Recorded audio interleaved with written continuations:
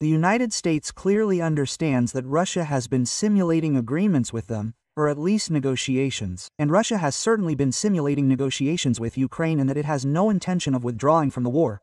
On the contrary, it is increasing the volume and escalation of attacks on other fronts, as well as the volume of strikes against Ukrainian civilians. In other words, it's doing everything with the utmost cynicalness, and, perhaps, the change in sociological sentiment in the United States itself. Yes, the latest poll shows that the overwhelming majority of Republican voters, well, Republican Party voters, including MAGA, are categorically anti-Russia. 80% plus are categorically opposed to these sluggish negotiations with Russia, because they achieve nothing but damage to the reputation of the United States. And, accordingly, in my opinion, there's an understanding that without brutal coercion of Russia, nothing will happen. And so, look, there's clear rhetoric, the military part of it. That's what Trump is saying about missiles and the possibility of increasing or expanding military influence on Russia. I hope that the corresponding agreements will be signed here.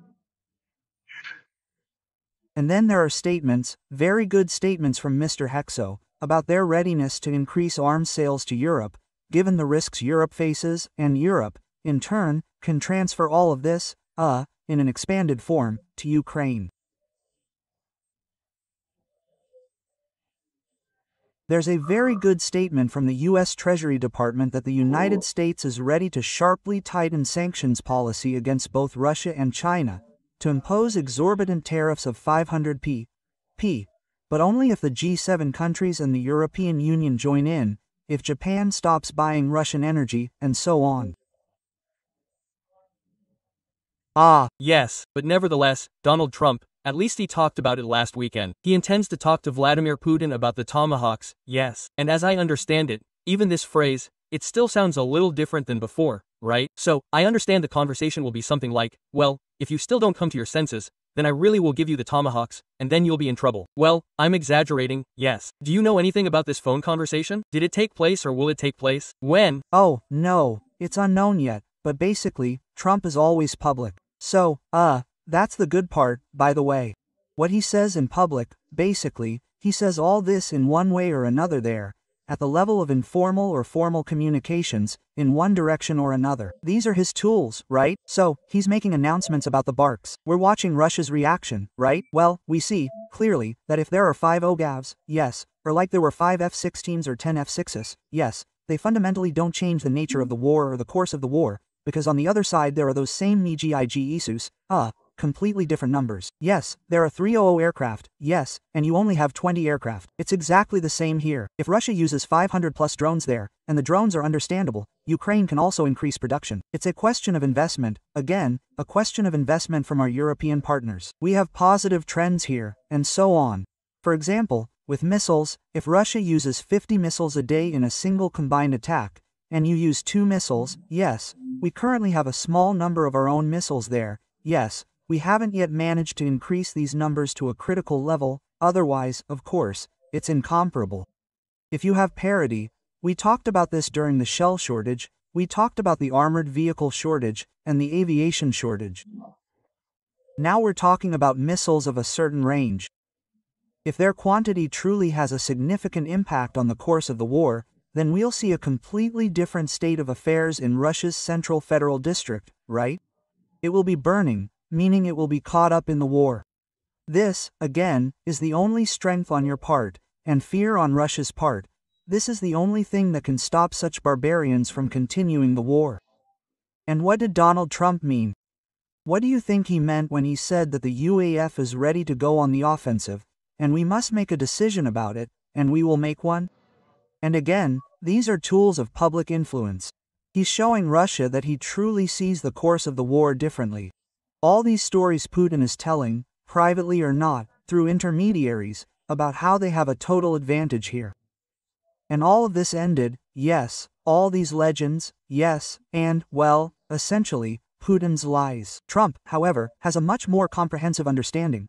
He has a much better analysis. He understands the capabilities of the Ukrainian armed forces, if they were to provide them with additional weapons, and what that would look like. But, frankly speaking, of course, as we've discussed many times, am not prepared to comment on the military tactics or strategies that Ukraine will employ at any given stage in its counterwar. Why? Well, that's the military's prerogative. Frankly, I don't see the point at this stage. If, well, in the first months of the war, it made sense to talk about the possibility of a counteroffensive as such, because it had considerable psychological significance, yes, because it was necessary to believe that, well, it's possible to fight a counteroffensive against Russia, and, accordingly, to, well, destroy it and drive it out of the territory. This required belief, but now, in my opinion, there's no longer any doubt that it's possible to actually counterattack and attack Russia on its own territory. And any specific plans, well, I guess there's no need to voice them publicly. But again, Trump has a peculiarity. He always speaks formally, yes, that is, he goes for it,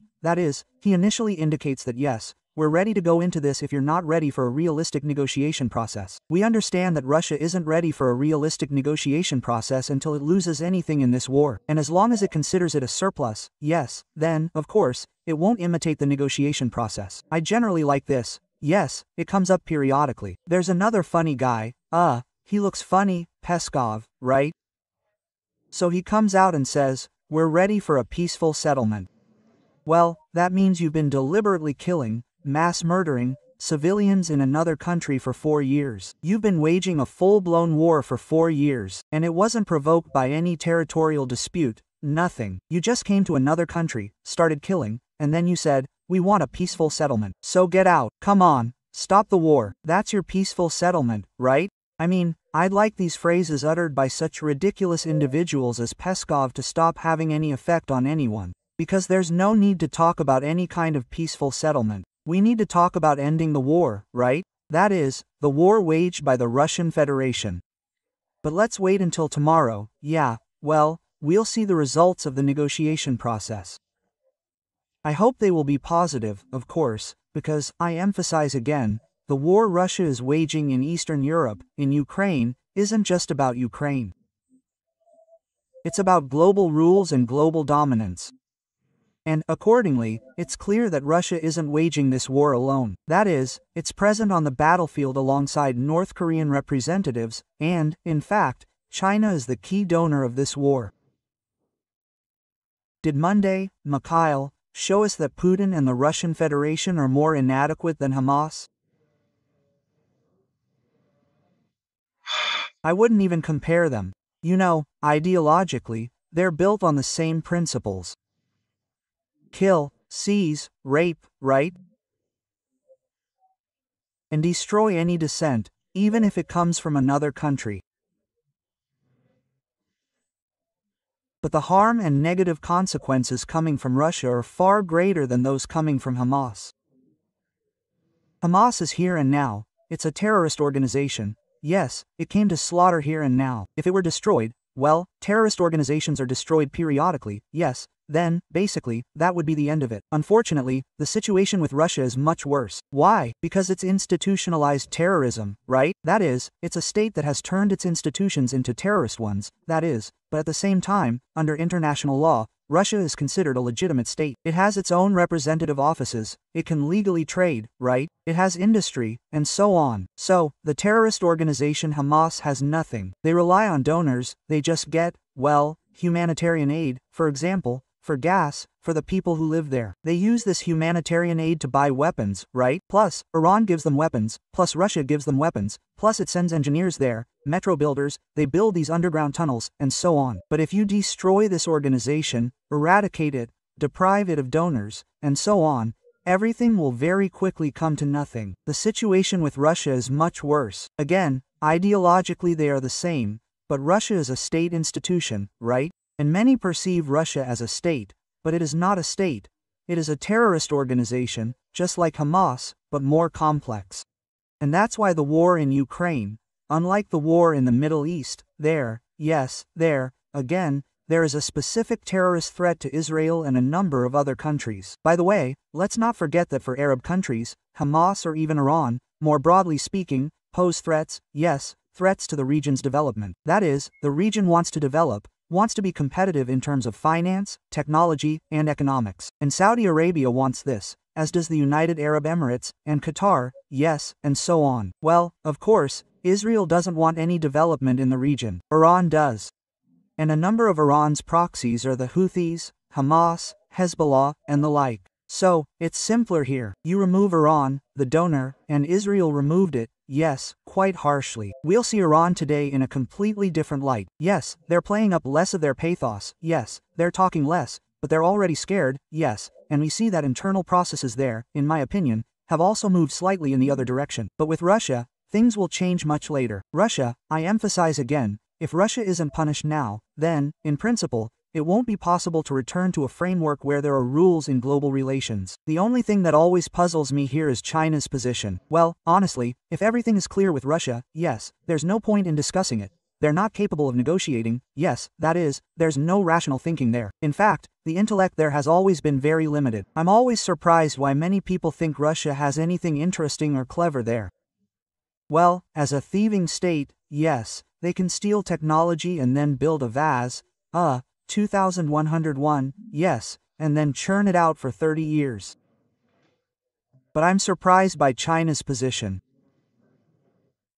Well, you've been investing for many years to gradually grow into economic dominance there. You've been actively working to establish direct links with technology markets, yes, and primarily North American and European ones. And you've even tried to build some kind of relationships there, and in your Indo-Texas region, right?